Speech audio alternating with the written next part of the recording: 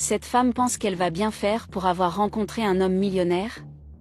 Un homme s'approche d'elle en l'appelant et elle se demande qui il est. Puis il révèle que c'est le même homme qui discutait avec elle sur Internet, qu'ils se sont rencontrés sur l'application. Et la femme est stupéfaite, se demandant si c'est vraiment lui. L'homme confirme qu'il s'agit bien de la même personne, s'excuse pour le retard, se justifiant qu'il terminait un travail. Mais la femme se met en colère, disant qu'elle ne croit pas qu'il ait la capacité de lui acheter cette rose, et la jette par terre. Elle se demande s'il n'a pas honte de son visage, parce que les photos qu'il a montrées par l'application, il est un gars totalement différent. Il explique que, ne voulant pas être en retard, il a dû aller directement du travail, c'est pourquoi il porte un uniforme. Mais la femme le traite d'ouvrier du bâtiment, en lui disant de la regarder, et lui demande si cet homme pense qu'elle va sortir avec un ouvrier du bâtiment comme lui. L'homme dit qu'elle ne comprend pas et lui demande de s'excuser en disant qu'il y a un très bon restaurant à proximité. Il dit qu'il a sa moto, qui n'est pas très bonne, mais qu'ils peuvent aller au restaurant. Mais cela ne fait que faire rire la femme, qui lui demande ce qu'il croit être, lui dit de chercher des gens comme lui, qu'elle doit être une servante, une femme comme lui.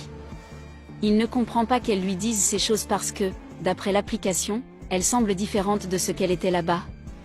Mais la femme affirme qu'elle pensait qu'il était une autre personne, que sur l'application il parlait d'autre chose, et qu'elle a donc cru qu'il était le propriétaire du chantier et non le domestique. La femme est totalement en colère après cela, et humilie l'homme, en disant qu'elle ne sortirait jamais avec lui juste parce qu'il n'avait pas l'argent qu'elle pensait qu'il avait. Elle s'en va donc, laissant l'homme seul dans la rue. Et l'homme se dit que ce n'était qu'une autre tentative ratée, et il part. Dans la rue, une fille marche et finit par se tordre le pied. L'homme court alors pour l'aider. Elle commence à gémir de douleur, et s'inquiète car elle doit passer un entretien d'embauche dans 5 minutes. L'homme lui demande de se calmer, prétendant qu'il est à moto et qu'il peut l'emmener. La femme dit qu'ils ne se connaissent même pas et demande s'il va l'aider quand même, et l'homme n'hésite pas à répondre oui. C'est un homme totalement bon qui veut seulement aider la femme, pour qu'elle ne rate pas l'entretien d'embauche, alors ils partent tous les deux sur sa moto, et la femme souffre toujours de s'être tordu la cheville. Il demande où aura lieu l'entretien d'embauche, et elle lui explique que c'est dans un restaurant à proximité. L'homme se rend donc au restaurant où elle aura son entretien d'embauche et se gare devant l'établissement dès son arrivée.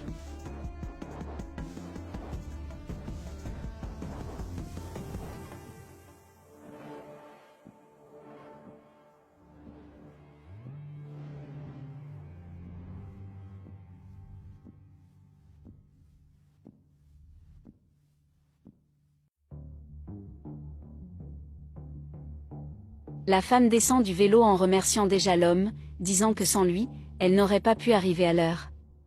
L'homme se présente ensuite en disant son nom et la femme fait de même, puis elle le remercie à nouveau pour son aide. Il lui demande son numéro, afin de pouvoir lui envoyer un message et savoir si son pied s'est amélioré, et si elle a aussi besoin d'un chauffeur. La femme lui donne son numéro, sans se soucier de ses conditions financières, et l'homme confirme qu'il l'appellera plus tard. Puis il crie son nom et lui souhaite bonne chance pour l'entretien, en lui disant que tout va s'arranger, et elle le remercie une dernière fois, avant de se rendre à son entretien d'embauche. Et seule, elle lui dit qu'il est un bel homme. Plus tard, il décide d'envoyer un message pour savoir si sa femme a obtenu le poste. Pendant ce temps, la femme quitte le restaurant très heureuse d'avoir obtenu le poste, et se rend compte peu après qu'elle reçoit des messages de l'homme, et essaie de lui répondre immédiatement. Elle lui envoie un message vocal pour le remercier de l'avoir emmené, et lui annonce qu'elle a obtenu le poste. Il est très heureux avec elle, et dit qu'ils doivent sortir pour fêter ça.